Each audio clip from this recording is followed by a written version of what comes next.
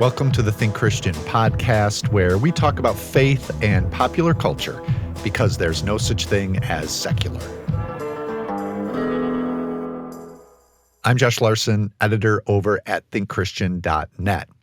Multiverses, I'm a little tired of them. Spider-Verses, well, that's another thing entirely. On this episode, we're going to dive into the many layers of Spider-Man Across the Spider-Verse.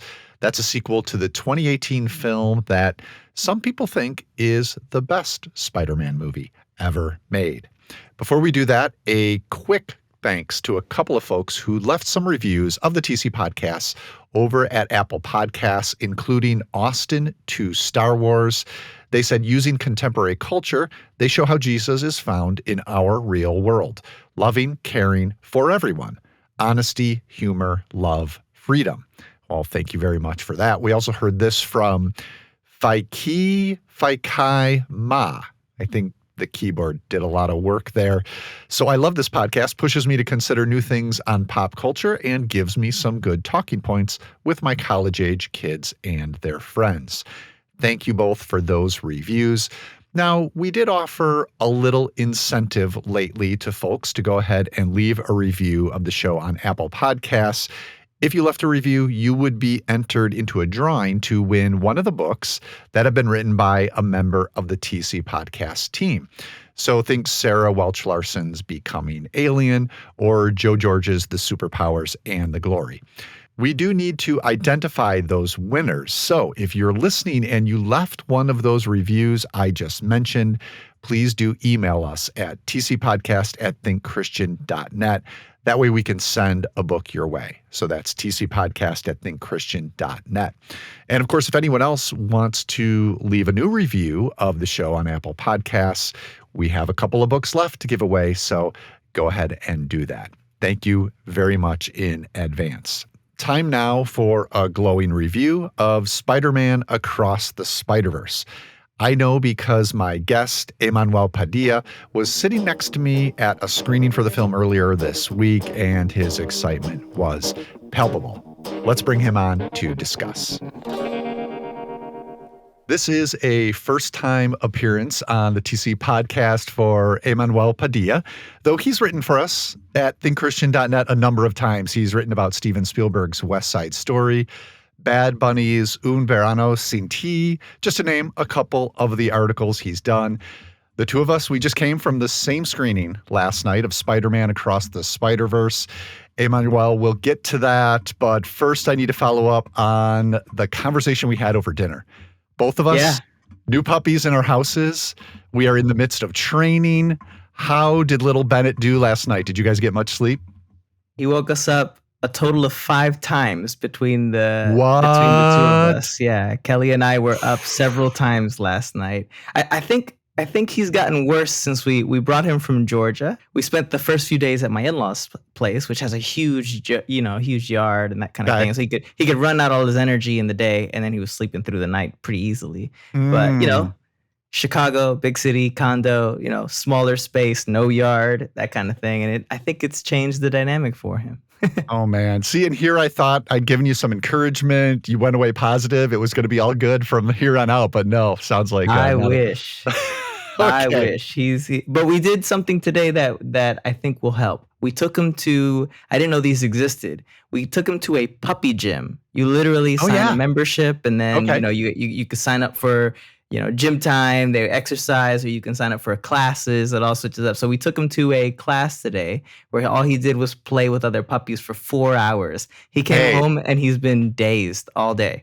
That'll do it. That will absolutely do it. So yeah, part of me is like, what does this world come to? But then part of me is like, you do what you have to do to get that rest. So you make it work. You make it work. And I bring all this up because, yeah, as I mentioned, I've got my Louise here, who you might hear from. She's in the closet with me. Our YouTube viewers probably see me ducking down because she's gnawing at the microphone stand. So bear with me while I try to get through this with Louise on hand here. Yeah, and I had to tuck away to a friend's space just to be away from the barks and the yelps, and yeah. Yeah, look at our lives are totally upended. So one of the other things we talked about was your deep affection for Spider-Man Into the Spider-Verse, the 2018 animated film, and apparently it's become a bit of a Christmas season watch for you. So maybe tell listeners a little bit about how that came about. Yeah, so if folks remember, the first film, Into the Spider-Verse, released Christmas season 2018. It released just a few days before Christmas. And I watched it with my two second cousins. So you and I, Josh, were trying to figure out what exactly the family relation is. My cousins' children, Puerto Rican Okay. families were very close. I still hang out with my cousins' kids. And so I took the two of them to watch it the first Christmas. And then I watched it a few times during that break. And since I'm a PhD student, you often look for ways to veg out and rest in the midst of the craziness of a PhD. Over the Christmas breaks, I've looked for other films beyond Christmas films that are good watches, just excellent movies, worth watching. They're restful, but still engage the mind. And my wife and I, Kelly and I, decided, you know what? Let's just add it to the rotation. So since 2018, we've watched it every Christmas. And so it's been 5 years now. Is that right? Sounds right. Yeah. I like that. Yeah. Yeah. Not your typical Christmas movie, but I like the tradition Yeah. behind it. It's not a Christmas movie, but it's great. It's been a couple of years since we had the first film, and now we have the sequel, Spider-Man Across the Spider-Verse. This catches us up with Miles Morales, voiced by Shameik Moore. He's now 15 and juggling being a son, being a student, being a friend, and then all this, of course, while being your friendly neighborhood Spider-Man. As the title implies, the movie sends him on this multiversal adventure where he meets spider heroes from a variety of worlds, way more spider heroes than we even met in the 2018 film. So tell me, Emanuel, was this expansion of the Spider-Verse one of the things you liked about the movie, that it got bigger? I did. Yeah, no, I enjoyed it quite a bit. I think that of the options for describing how multiversal worlds and logics work, I think this one is a strong one, especially because it's building on a pretty solid foundation in the first film. I think the first film established several of the rules in ways that were clear and simple and easy to follow. And so while this one has certain potential, I don't want to say with certainty yet, but certain potential connections to MCU logic, given some of the ways that it works, I think it still follows primarily the rules of that first film and expands it in ways that are, again, still easy to follow.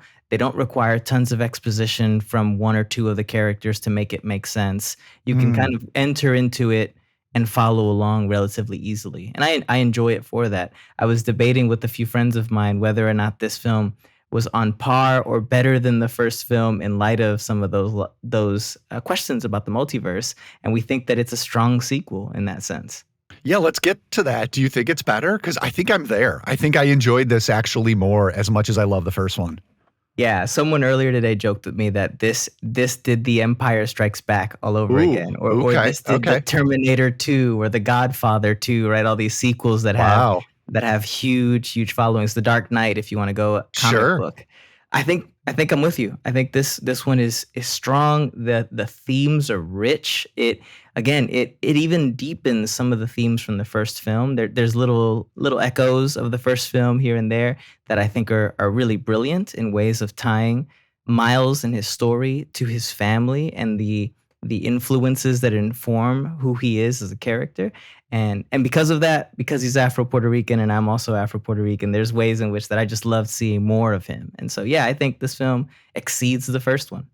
Yeah, you touched on some of those things. It is really a deepening and an enriching of a lot of what we saw before. It has a little more freedom, maybe, to do that. There's a little longer running time, but the characters are even more fleshed out, even though I think that was a strength of the first film. We get to know them better. We get to know the challenges they're facing a little better. And of course, all of this is going on with what's been maybe the most exciting thing about the first film was the animation. This animation style, which was so unique in our world of, you got your Pixar style, you might have your DreamWorks style, your Illumination style.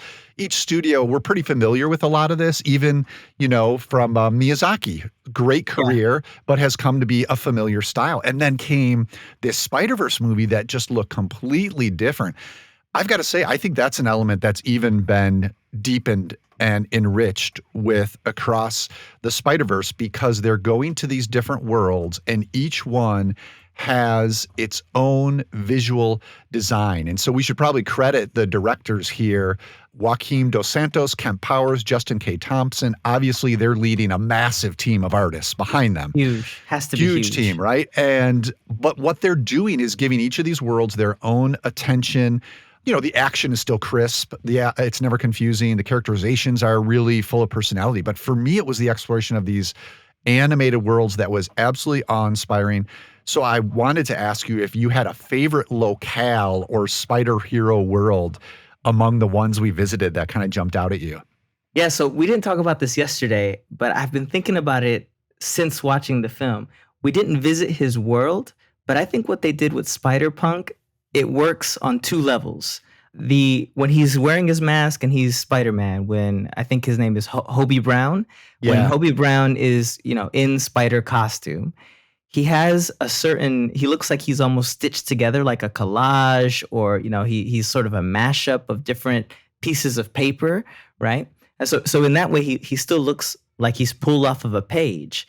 And because he's a punk rocker, some have noted, I've seen some commentary online that he looks like the ways that posters get pasted on a wall to announce a punk rock concert. Yeah, that makes sense.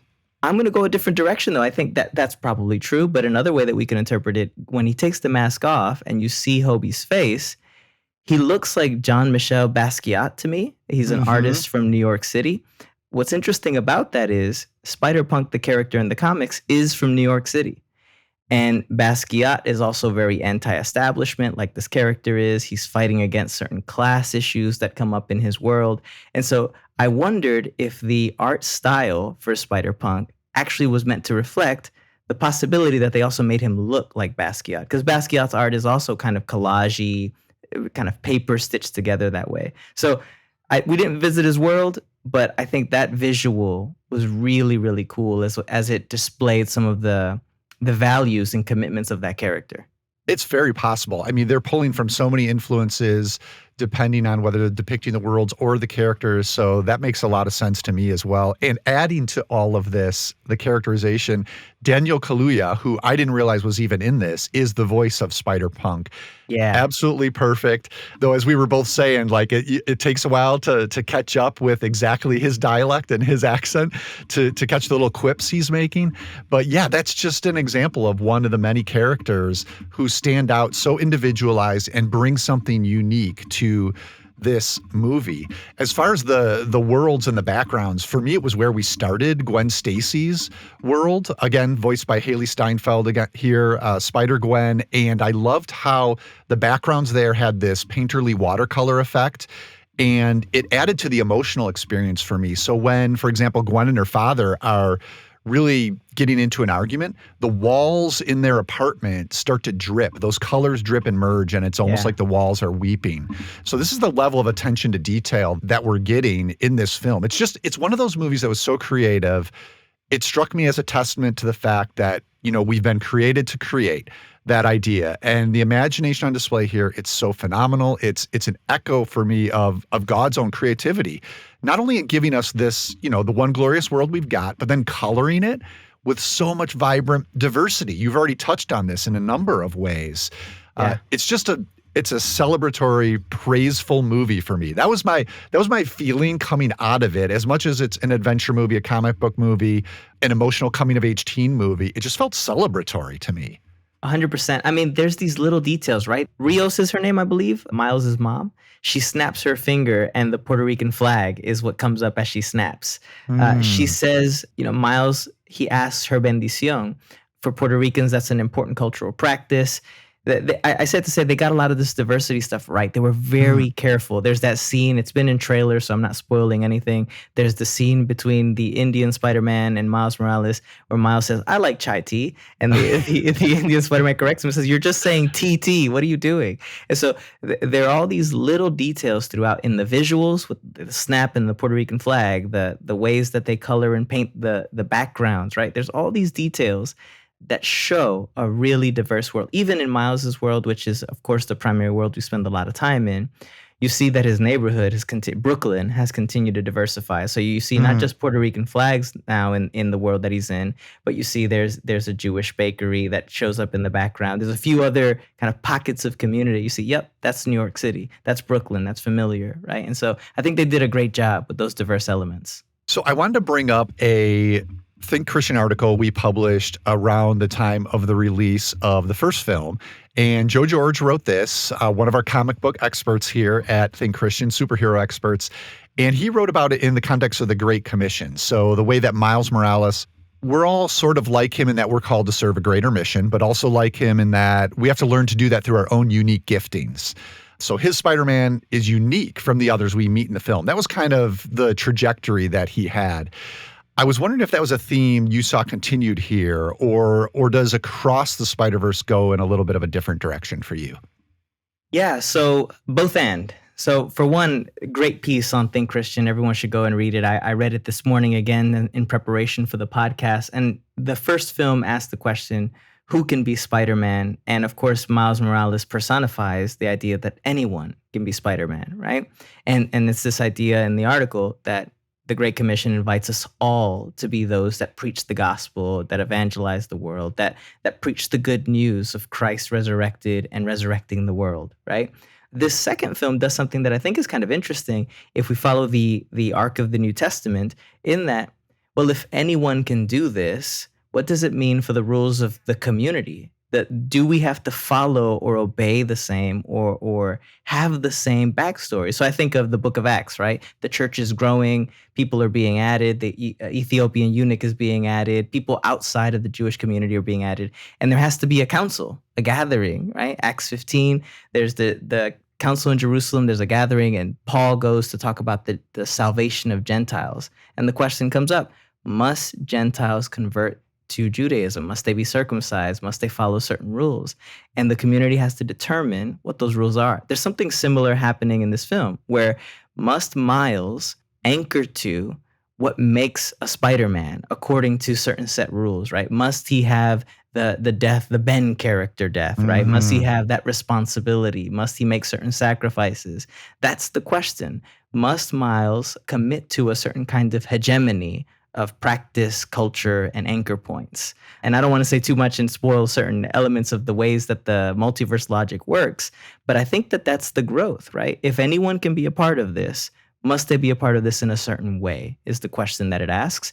And that question comes up quite a bit in the New Testament. It's a contested, live question that has theological implications.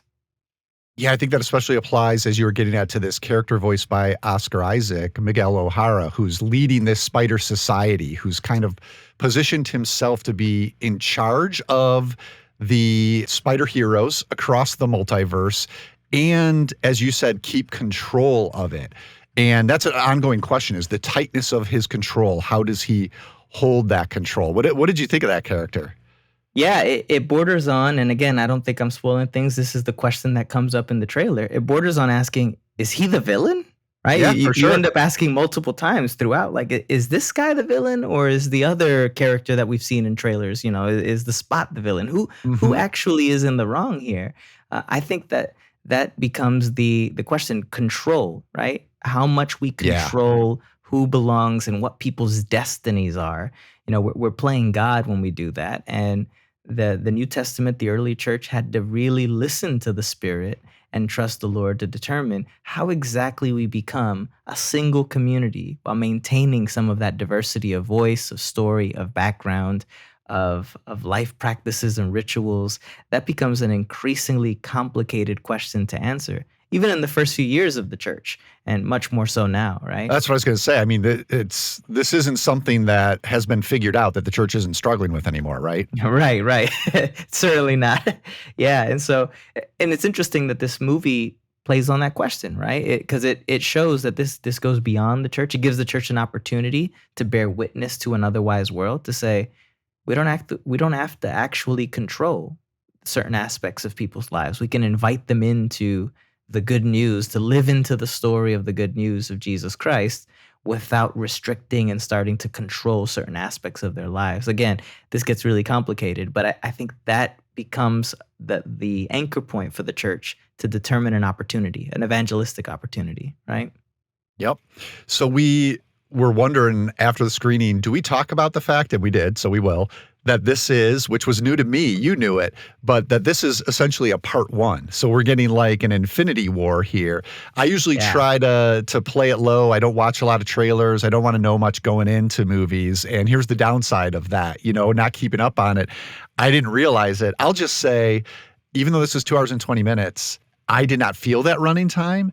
And so it wasn't like that was something that was to the movie's detriment, that all of a sudden, basically it did all of a sudden end to me, which showed me how invested I was in what was going on. And I'm eager for the next part too. I remember feeling, I've come around on this a little bit. I remember feeling a little ripped off with Infinity War, because then I was wrestling with the whole Marvel machine is like, what are they trying to do here? This was more of an organic expansion of the story that needs more time to be told, I felt like.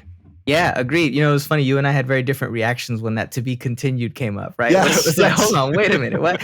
Josh is sitting there going, "Excuse me," and I'm going, the audience when we watched it, it was the most hype I've Oh my ever goodness. seen an audience to see Incredible. it "to be continued," right? Like most Yes. people are bemoaning, they're upset, but people were literally shouts of excitement and joy to see that "to be continued." And so I think that's a good sign that people Yeah. want more, right? And to your point, I think it gives them the space to flesh out for an animated film. And people judge animation in wrong ways, but for an animated film, this story has real depth to it. Even I'll just say one thing here that I've been thinking about ever since. The first film, it's been out for 5 years now, y'all, so I'm going to talk about it here in some detail here. You're good. In the first film, the primary dynamic that shapes Miles' life is with the men in his life. His father, his uncle, and his mentor, Yeah, Peter that's B. true. Parker. It's the men in his life that become the kind of anchor points that he's now, the dynamic between them is what's shaping him, making him into Spider-Man, helping him to determine what it means to fulfill his promises, that kind of thing. In this second film, one of the things that I love the most about it is they flip it now.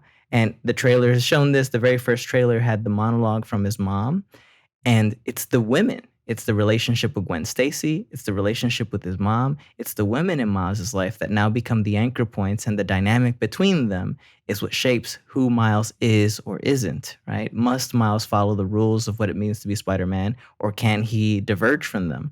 That's the question that is presented, and it's the voices of his mom and Gwen that drive his decisions related to that.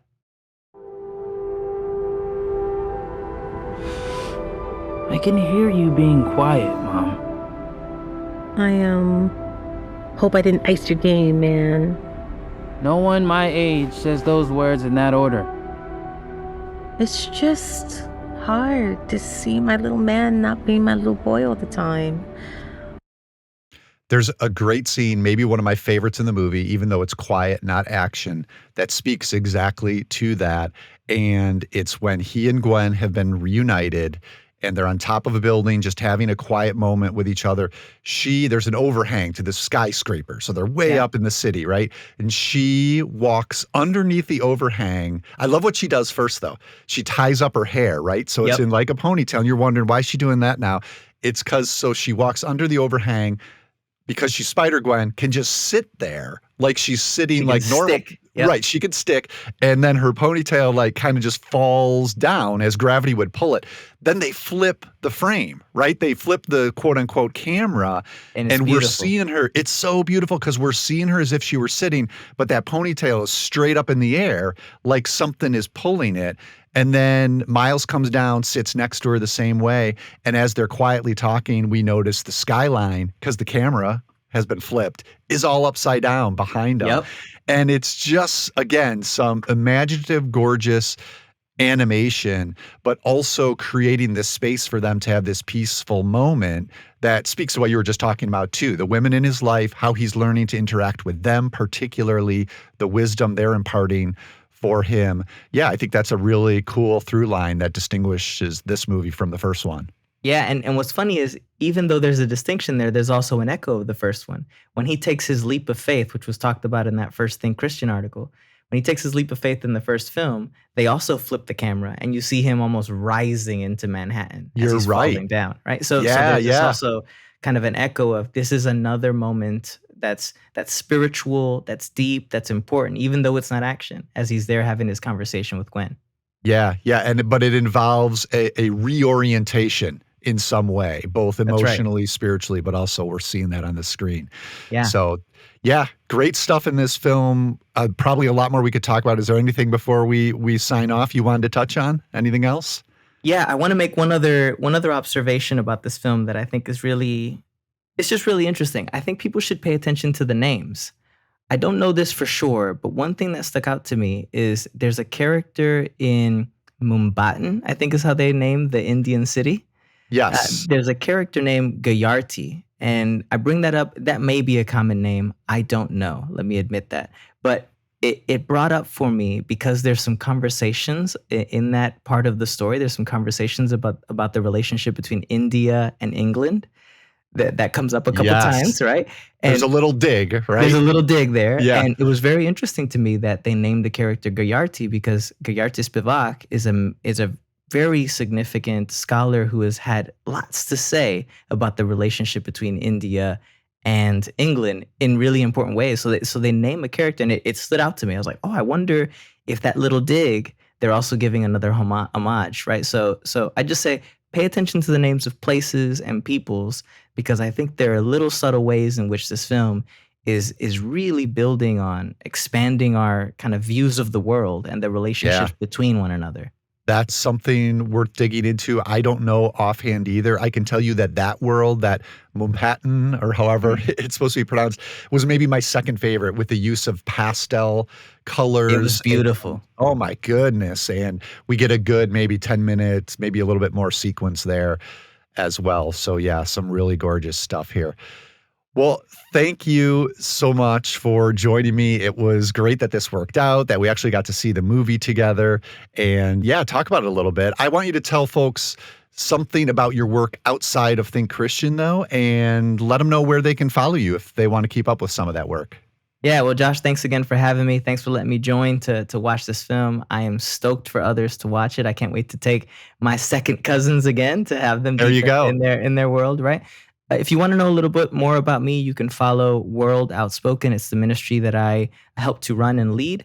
World Outspoken is a ministry helping to prepare what we call the mestizo church, you might say bicultural Christians, prepare them for the world that they're now engaging. We all have this sort of sense that the world is becoming a world of in-betweens, that I exist in this world and that world, or I exist in this place with this culture, but also in that place with that culture. And that can be kind of complicated to navigate. We help churches and Christians to make sense of what it means to do church together in those in-betweens.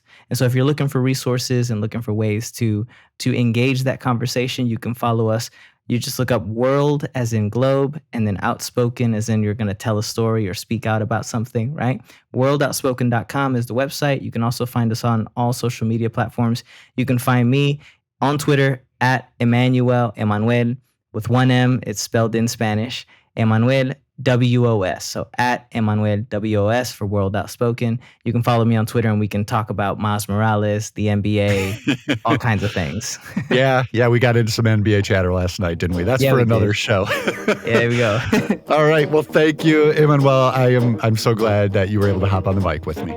Thanks for having me.